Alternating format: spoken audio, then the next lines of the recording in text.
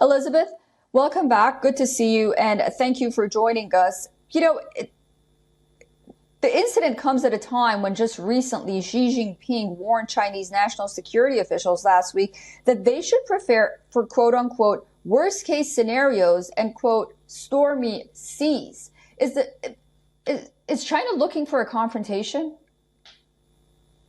Well, it certainly sounds like it, and we should remember that the Taiwan Strait is a delicate passage anyway. It has a median line that has been respected for decades, with a Taiwanese side of the median line and a Chinese side. And I think your viewers will remember that when President Tsai of Taiwan met with Speaker McCarthy of the U.S. House of Representatives in California, China responded by staging a military exercise involving the Taiwan Strait, but crucially also by dispatching what the Chinese called an inspection flotilla, by which they were planning or threatened to inspect all the vessels that go through the Taiwan Strait on an average day. And that's 240 vessels a day. If the Chinese were to do that, it would wreak havoc on global shipping and as a result, global trade. So the US and Canada, their navies are clearly in the Taiwan Strait to indicate, to signal to China that it shouldn't try to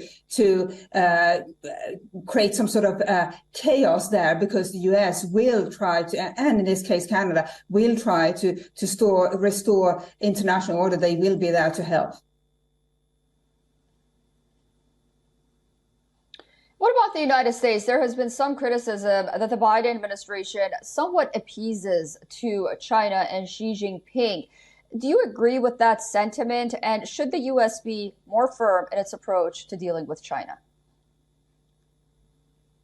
There is no point in being needlessly provocative, but in response to Chinese provocations, certainly the U.S.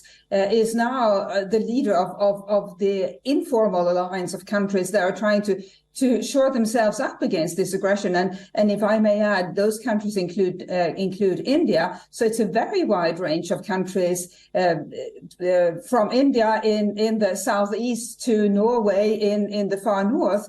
And these countries don't have very much in common, except their desire to maintain the rules-based international order and trade peacefully amongst themselves and with others as well. And China seems to be on a path to wanting to disrupt this order. And that's why it's so important for countries to stick together. And whether that involves signaling to China verbally that they won't tolerate disruption, or whether it involves sailing through the Taiwan Strait to signal the same.